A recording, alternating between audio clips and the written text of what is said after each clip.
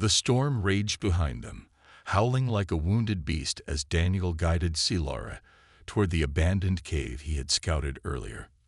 The wind whipped against them, sand biting at their skin, making it difficult to see more than a few steps ahead.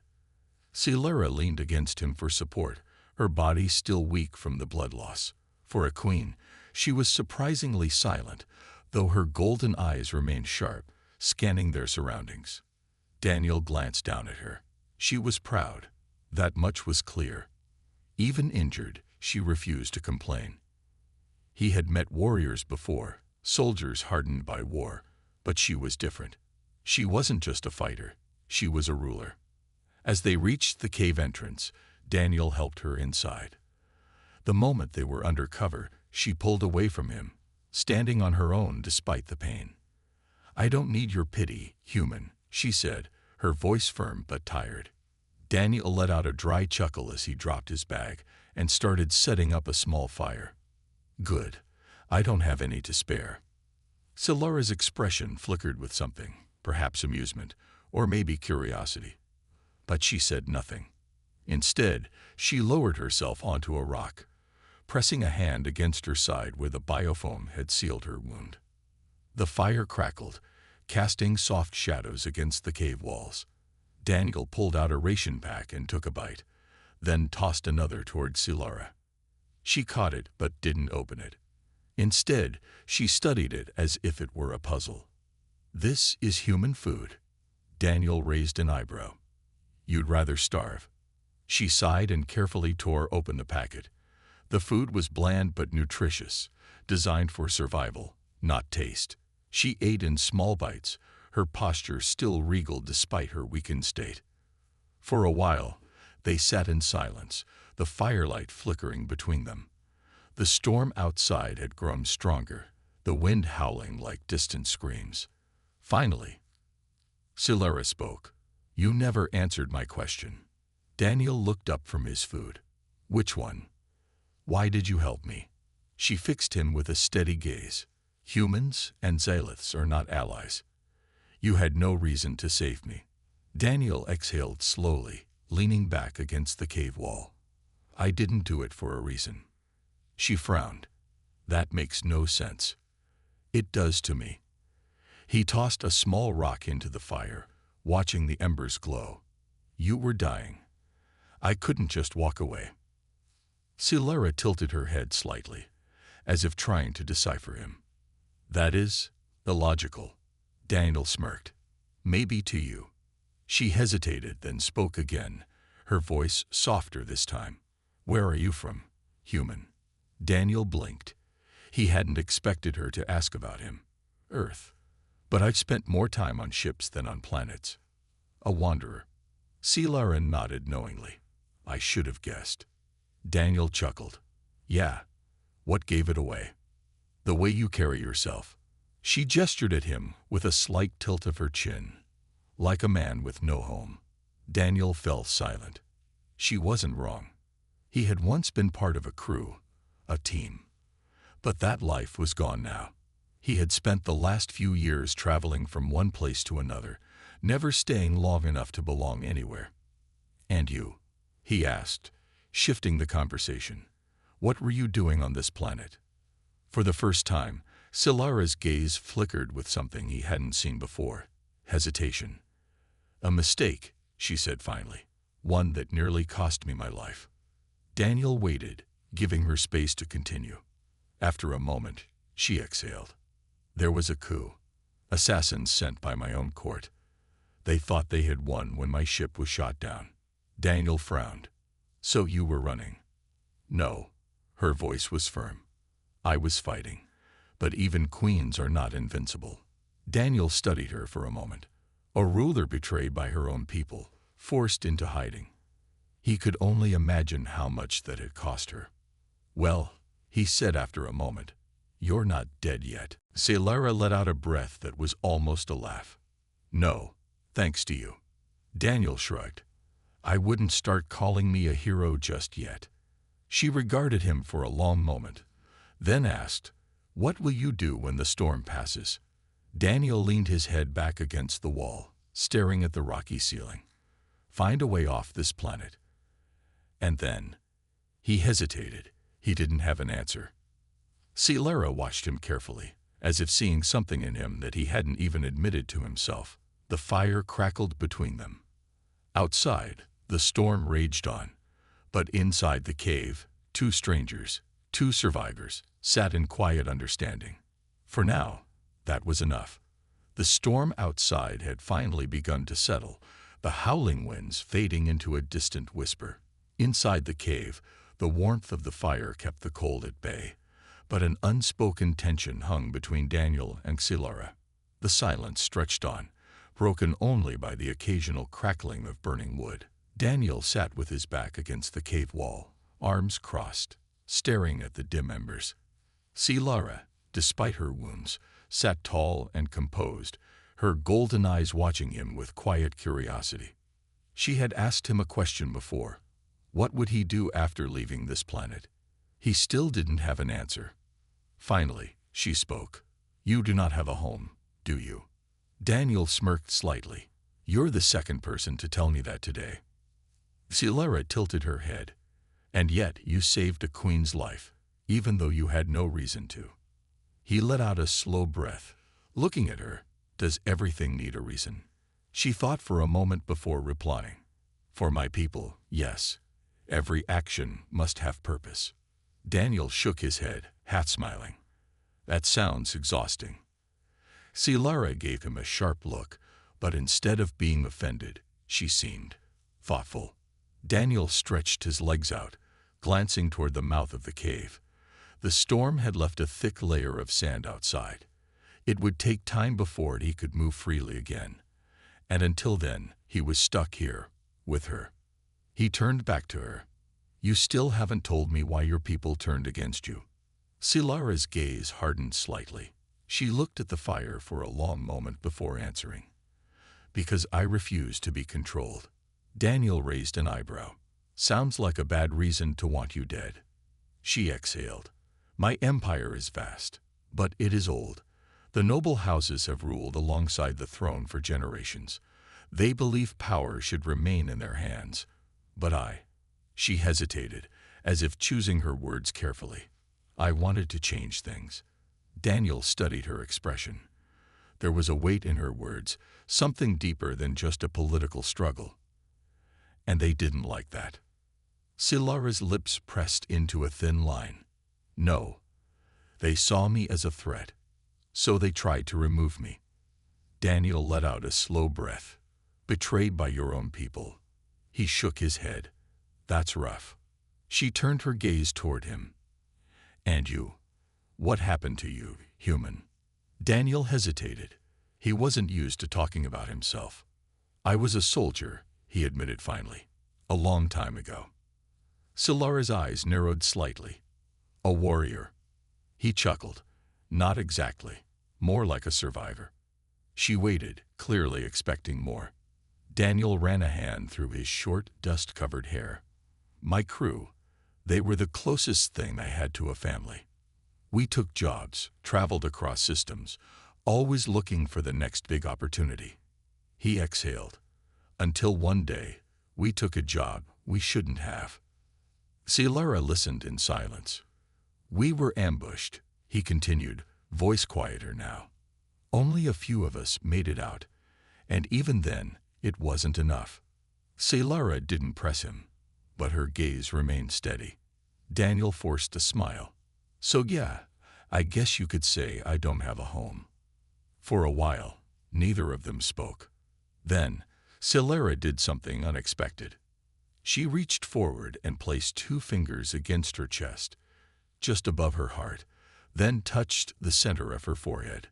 Daniel frowned. What's that? A warrior's vow, she said simply. Among my people, it is a gesture of respect. Daniel raised an eyebrow. Respect. For me. Scifi smirked slightly. You have earned it. Daniel huffed out a laugh. I thought your kind didn't trust humans. Her expression turned serious. Most do not, but I have seen enough of you to make my own judgment. For some reason, her words meant more to him than he expected. Before he could reply, A distant noise echoed from outside the cave. Daniel was on his feet in an instant, his instincts kicking in. Silara's body tensed beside him. Footsteps. And they weren't alone. Daniel grabbed his sidearm and moved toward the cave entrance, careful not to make a sound. Silara, despite her injuries, reached for her dagger. A shadow flickered just beyond the rocks. Daniel exhaled slowly. "Looks like someone doesn't want you to leave this planet, Your Majesty." Silara smirked slightly, despite the danger. Then they are about to be very disappointed. The fire crackled behind them as they prepared for battle. This night was far from over. The cave had been a refuge, a quiet place of unspoken truths. But now danger lurked outside, breaking the fragile peace between Daniel and Silara. Daniel pressed his back against the rough stone wall near the cave entrance, his pistol gripped tightly in his hand. He listened. The footsteps were slow, careful. Whoever was out there was skilled, not some random scavenger. Silara, despite her injuries, moved beside him, her golden eyes sharp. She held her dagger in a reverse grip, her posture tense but steady. Daniel glanced at her. "You sure you're up for this?" She gave him a slight smirk. "I may be injured, human, but I am not helpless." Daniel exhaled through his nose. That was the kind of answer he expected. A low whisper carried through the night air. Zalith language. Daniel didn't understand the words, but he knew the tone. Hunters. Assassins. Silara's expression darkened. "They are speaking in Old Zalith dialect. They were sent for me." Daniel frowned. Not good. The footsteps stopped. Silence. The kind of silence that makes your skin crawl. Daniel turned his head slightly, catching movement near the edge of the rocks. A figure, a tall, armored Zalith, crouched low, scanning the cave entrance. Daniel felt a rush of instinct. He had been hunted before, and he knew what came next. They were waiting for confirmation. Silara gritted her teeth, her frustration clear. "They know I'm alive. They won't stop now." Daniel's grip tightened on his pistol. "Then we don't give them a chance." Before she could respond, he moved. In one quick motion, Daniel stepped out and fired a clean, precise shot. The plasma round struck the closest assassin in the shoulder, sending them staggering backward. Then the real fight began. A second attacker rushed forward, a curved blade flashing in the moonlight. Daniel dodged, barely avoiding the deadly strike, and slammed his elbow into the assassin's ribs. Silara moved beside him, fast despite her wounds. She twisted, sidestepped an attack, and drove her dagger deep into the enemy's side. The Zalith let out a sharp grunt, stumbling backward. Silara didn't hesitate. She grabbed their arm, twisted it behind them, and sent them crashing to the ground. Daniel shot another attacker mid-charge, the plasma bolt striking their leg. The assassin collapsed with a pained snarl. The last remaining enemy hesitated. They had expected an easy kill. Instead, they had been outmatched. Daniel exhaled, aiming his pistol. "I'd run if I were you." The assassin hissed in their native tongue before retreating into the darkness. Silence returned, broken only by their heavy breathing. Silara wiped her dagger against the fabric of her cloak. "They were testing us. More will come." Daniel reloaded his weapon. "Then we need to move. Fast." She nodded, but he could see the exhaustion in her stance. She was pushing herself too hard. Daniel stepped toward her. "You're injured. You need rest." Silara tilted her chin slightly upward, her pride refusing to let her admit weakness. "I will be fine." Daniel shook his head. "No, you won't." She stared at him for a moment, then sighed. "You are frustrating." Daniel smirked. "I get that a lot." Despite her pride, she allowed him to help her sit back down. He handed her a water flask, and she took it without protest. Daniel sat across from her, watching the entrance for any movement. The fire had dimmed, casting long shadows along the cave walls. For a while, neither of them spoke. Then, quietly, Silara said, "You fought well." Daniel glanced at her. "So did you." She exhaled. "You fight like a soldier." Daniel hesitated before answering. "I used to be one." Silara's golden eyes studied him carefully. "And now?" Daniel looked down at his hands. "Now, I'm just trying to survive." A pause. Then, softly, she said, "Perhaps we are not so different." Daniel looked up at her. For the first time, he saw something in her gaze that wasn't just suspicion or pride. Understanding. The fire flickered. The night stretched on. And somewhere in the darkness, their hunters were regrouping. Tomorrow, they would have to fight again. But for now, in the quiet glow of the dying embers, two lost souls sat together, no longer strangers, but something else entirely. The first light of dawn painted the barren landscape in hues of gold and orange, but Daniel knew it didn't mean safety. The world outside the cave was just as dangerous as it had been in the dark. The assassins would return, and if they stayed in one place for too long, they wouldn't get a second chance to escape. Daniel adjusted the strap of his bag and checked his pistol. He had a few shots left in the energy cell. Not ideal, but it would have to do. He glanced at Silara, who sat on a rock, carefully testing the strength of her injured leg. She was stubborn, too stubborn. Even though her wounds still slowed her down, she refused to show weakness. "We need to move now," Daniel said. Silara met his gaze. "And go where?" Daniel pulled out his holographic scanner and projected a rough map onto the cave wall. "There's an old relay station about 20 miles from here. If we can reach it, we can boost a signal and call for help." Silara studied the map. "That distance is no small journey, especially with hunters on our trail." Daniel smirked. "You have a better idea." She let out a small breath, her golden eyes narrowing slightly. "Fine, but we move carefully. If they find us in the open, we won't make it to your relay station." Daniel nodded. "Then we take the canyon road. It'll be slower, but it'll keep us hidden." Silara stood, pulling her cloak over her shoulders. "Then let's not waste time." The long walk. The journey through the rocky terrain was slow.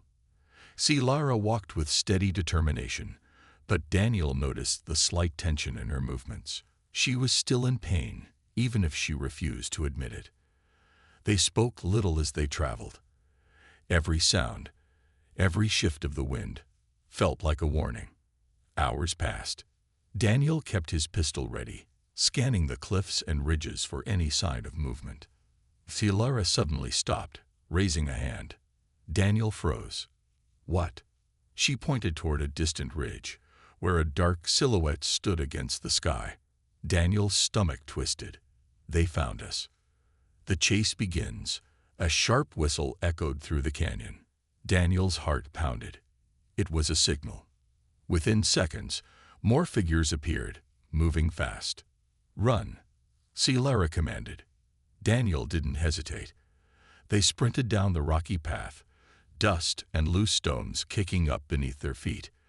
Plasma bolts streaked past them, slamming into the rocks with loud bursts. "Left," Daniel shouted, pulling Silara into a narrow passage between jagged cliffs. More shots rang out. One barely missed Silara, the heat from the blast singing the edge of her cloak. They needed to lose them. Fast. Daniel spotted an old collapsed bridge up ahead. The remains of its structure hung over a deep ravine. An idea formed in his mind. "We have to cross that." He pointed. Silara glanced at him as if he were crazy. "That bridge will not hold. It only needs to hold for a few seconds." They reached the broken structure, the sound of their pursuers growing closer. Daniel stepped onto the fragile metal beams first. It groaned under his weight, but it didn't collapse. One step at a time. Silara followed, moving carefully. Behind them, the assassins appeared at the edge of the ravine. One of them raised a weapon. Daniel reacted instantly, turning and firing. His shot struck the bridge cables, sending the entire structure shaking violently. Silara gasped as the metal beneath her shifted, But she didn't hesitate. She leaped the final distance just as the bridge gave way.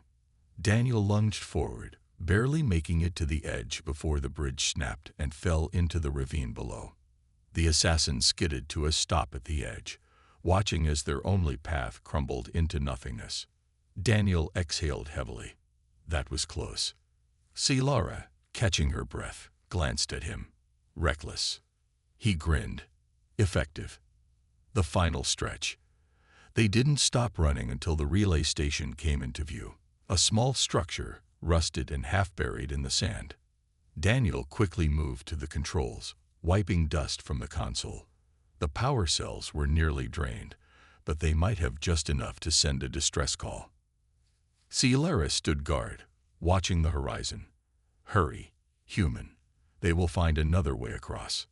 Daniel nodded, fingers flying over the console. The system flickered to life. He entered a universal distress code, setting it on repeat. Come on, come on. A weak beacon signal activated, pulsing into the sky. Scifi stepped closer. Will anyone hear it? Daniel clenched his jaw. I hope so. Because if no one did, they wouldn't survive the next attack. The weak beacon signal pulsed in the dusty air, barely strong enough to cut through the planet's interference. Daniel stood at the relay station's control panel, tapping commands into the old system, his heart pounding. Scifi stood beside him, watching the horizon, her golden eyes sharp. The assassins would find another way across the ravine, and when they did, they would come for them. Will the signal be strong enough? Scifi asked. Daniel gritted his teeth. I don't know. The power cells are almost dead. He checked the scanner. No response yet. The signal was out there, but whether anyone heard it was another problem entirely. Scifi exhaled. Then we may have to fight. Daniel turned to her. We can't fight them all. Not with your injury and my low ammo. She gave him a sharp look. We may not have a choice. He couldn't argue with that. The enemy returns. A low rumble echoed in the distance. Daniel tensed. They were coming. Scifi unsheathed her dagger, standing tall despite her exhaustion. Daniel gripped his pistol. 2 shots left. Not enough. Then, shadows appeared on the ridge. 5 assassins, armed, fast. Daniel's jaw tightened. They found another way across. Scifi took a slow breath. Then we make our stand here. The assassins moved in quickly, their blades gleaming under the rising sun. Daniel fired the first shot. The plasma bolt struck one attacker's leg, sending them crashing to the ground. 4 left. Then they charged. Scifi met them head-on, despite her wounds. The first assassin swung high. She dodged, spun behind them, and drove her dagger deep into their ribs. Daniel swung his elbow into another attacker's face, knocking them back, but a third assassin grabbed him, slamming him into the control panel. His vision blurred. Pain shot through his ribs. The assassin raised their weapon. A blur of movement. Scifi tackled the enemy, her dagger flashing. Daniel sucked in a sharp breath, reaching for his pistol. 1 shot left. He turned and fired. The plasma bolt struck the last assassin in the chest. Silence followed. Daniel panted, his vision still spinning.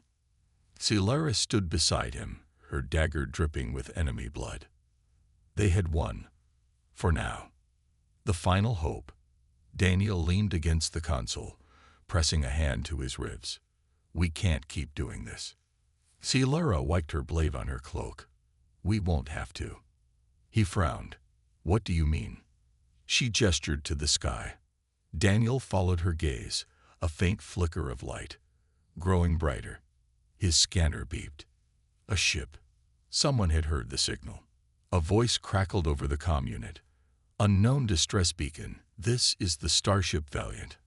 Identify yourself. Daniel grabbed the communicator. This is Captain Daniel Cross.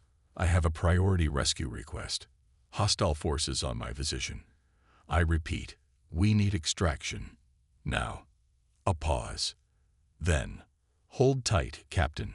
We're inbound. Relief washed over him. He turned to Silora. "We're getting out of here." She gave a small nod, but there was something unreadable in her eyes. Daniel frowned. "What's wrong?" She hesitated. "The moment they see me, they will question why a Zalith queen is with a human." Daniel exhaled. "Then we stick together." Silora studied him, her golden eyes searching his face. Then, softly, she said, "You are different from other humans." Daniel smirked. "Yeah, I get that a lot." The sound of thrusters roared in the distance. Help was almost here. But Daniel knew this wasn't the end. It was only the beginning. The roar of the approaching starship filled the air, drowning out the last remnants of battle. The Valiant was a sleek, well-armed vessel, its thrusters kicking up dust as it descended toward the relay station. Daniel exhaled, relief washing over him. Help had arrived. Silora, however, stood rigid beside him. Her golden eyes remained locked on the ship, her expression unreadable. Daniel glanced at her. "We made it." She didn't respond right away. Instead, she finally said, "This is where our paths will likely part." Daniel frowned. "What are you talking about?" Silora turned to him. "You are human. I am the Queen of Zalith. My people will not simply ignore that I have been with you." Daniel smirked. "Yeah, well, I don't care what your people think." For the first time, Silora looked uncertain. The ship landed, its loading ramp lowering with a hiss. A group of armed soldiers stepped out, led by a tall officer in a navy blue uniform. His piercing eyes scanned the area before locking onto Daniel. "Captain Cross." Daniel nodded. "That's me." The officer's gaze flicked toward Silora, his expression tightening. "And the Zalith Queen." Silora lifted her chin. Regal, composed, unshaken. "She's with me," Daniel said firmly. The officer raised an eyebrow. "That's going to cause complications." Daniel shrugged. "It's already complicated." The officer sighed. "We need to leave, now. More hostiles could be on their way." Daniel turned to Silora. "Are you coming or not?" For a moment, she hesitated. Then, finally, she nodded. "I will go with you, human." Daniel smirked. "Good choice." They boarded the ship together. Aboard the Valiant. Inside, the ship was sleek and modern, with bright lights and the hum of powerful engines beneath the floor. The crew worked efficiently, but Daniel noticed how they stole glances at Silora. The Zalith and humans had never been true allies, and having their queen aboard a human vessel was unheard of. The officer led them to the command center, where a large holographic map of the galaxy hovered in midair. "You sent a distress call from a restricted war zone," the officer said. "And now you're bringing an alien queen aboard our ship." He folded his arms. "You mind explaining?" Daniel leaned back against the control panel. "We were stranded. We got attacked.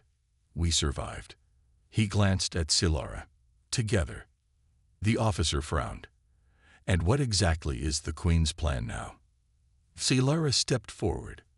"I plan to reclaim what is mine." The room fell silent. Daniel sighed. She was betrayed by her own people. We need to get her somewhere safe until she figures out her next move. The officer studied them both, then let out a slow breath. "This is above my pay grade." Daniel grinned. "Welcome to my life." The officer shook his head and tapped a command into the console. "We'll get you off this planet, but after that, you're someone else's problem." Daniel glanced at Silora. "Where do you want to go?" She met his gaze. "Wherever you go, I will go." Daniel blinked. That was not the answer he expected. Neither did the crew. Several officers exchanged confused glances. The commanding officer rubbed his temples. "This is going to be a diplomatic nightmare." Daniel just chuckled. "You have no idea." A new journey. The Valiant lifted off, leaving the dusty planet behind. Through the viewport, the burning sky of Verithus 9 faded, replaced by the endless darkness of space. Daniel leaned against the railing, watching the stars. Scifi stood beside him, silent. Finally, he said, "You really meant what you said back there." She turned to him. "I do not say things I do not mean." Daniel chuckled. "You know this isn't going to be easy." Scifi smirked slightly. "Nothing worth having ever is." He looked at her, studying the way the stars reflected in her golden eyes. She wasn't just a queen anymore. She was something more. And somehow, against all odds, they were in this together. The universe was vast, unpredictable, dangerous. But for the first time in a long time, Daniel wasn't alone. And neither was she. As the ship disappeared into the stars, one thing was certain. This was only the beginning. The night stretched on, heavy with tension. The wind had settled outside, but danger still lingered in the darkness. Daniel sat near the dying fire, his pistol resting across his lap, his gaze fixed on the cave entrance. Scifi, despite her wounds, remained alert and composed, though Daniel could tell exhaustion was setting in. She was trying to hide her pain, but the stiffness in her movements made it obvious. Daniel sighed. "We can't stay here much longer." Scifi looked at him, her golden eyes sharp despite the fatigue. "They will return. Stronger this time." Daniel nodded. "Exactly. Which is why we need to leave before they do." She tilted her head slightly. "And where do you propose we go, human? My ship is destroyed. Your ship is gone. We are stranded on a hostile planet with assassins hunting us." Daniel smirked. "Well, when you put it like that, it sounds bad." Scifi narrowed her eyes. "It is bad." Daniel leaned forward, resting his arms on his knees. "There's a backup plan." She raised an eyebrow. "Explain." He pulled out a small holographic device from his belt and tapped a button. A faint blue light flickered to life, displaying a rough map of the surrounding area. "Before my ship crashed, I sent out a distress signal. There's a relay station about 20 miles from here. If we can reach it, we might be able to boost the signal and call for help." Scifi frowned. 20 miles through open terrain. We will be exposed the entire way." Daniel shrugged. "Better than waiting here for another wave of assassins." She considered his words carefully. Then, with a slow nod, she said, "We move at first light." Daniel smirked. "Glad you agree, Your Majesty." Scifi shot him a sharp look. "Do not call me that." Daniel chuckled. "Whatever you say." Scifi. She didn't respond, but he swore he saw the smallest hint of amusement in her expression. At first light, the sun rose slowly over the horizon, casting a reddish glow across the barren landscape. The sandstorm from the night before had settled, leaving the air thick with dust. Daniel and Scifi moved quickly, staying low as they navigated through the rocky terrain. Every step had to be careful and silent. They couldn't risk being spotted. Scifi was still injured, but she refused to show weakness. She moved with the grace of a warrior, despite the pain. Daniel kept his pistol ready, scanning the area for any sign of movement. The assassins wouldn't have given up so easily, and he was right. Not long into their journey, he spotted movement on the ridge ahead. Daniel cursed under his breath and quickly pulled Scifi behind a large rock. "We've got company." Scifi followed his gaze. 3 figures, dressed in dark armor, stood on the ridge, their weapons drawn. They were looking for her. Scifi clenched her jaw. "We need another way around." Daniel pulled up the holographic map again. There was a narrow pass a few miles to the west. It would take longer, but it would keep them hidden. "We go this way," he whispered. "Follow my lead." Scifi gave him a nod, and they began moving, sticking to the shadows as they made their way around the enemy patrol. The ambush. They had almost made it past the ridge when a sharp whistle cut through the air. Daniel's stomach sank. They had been spotted. Before he could react, a plasma bolt slammed into the ground near his feet. Sand exploded into the air, and they dived for cover. "Move," Daniel shouted, firing back at the attackers. Silara drew her dagger and sprinted alongside him, her movements precise despite her wounds. They darted between rocks, dodging incoming fire. Daniel took down one of the assassins with a well-placed shot, but there were more coming. Silara suddenly grabbed his arm and pulled him toward a narrow opening in the rock wall. "This way," she commanded. Daniel didn't argue. They slipped through the gap, the enemy's plasma fire missing them by inches. On the other side was a steep downhill slope, leading toward a dried-up river. Silara turned to him. "We jump." Daniel blinked. "Are you serious?" She didn't wait. She grabbed his wrist and leaped. Daniel barely had time to react before they were tumbling down the slope, rolling over dust and loose rocks. They landed hard at the bottom, covered in dirt but alive. Daniel groaned. "Next time, warn me." Silara smirked. "I did." He rolled his eyes and pulled her to her feet. The sounds of the assassins grew distant. They had lost them, for now. But Daniel knew they weren't safe yet. The relay station was still miles away, and their enemies wouldn't stop until Silara was dead. Daniel exhaled, tightening his grip on his pistol. They had to keep moving.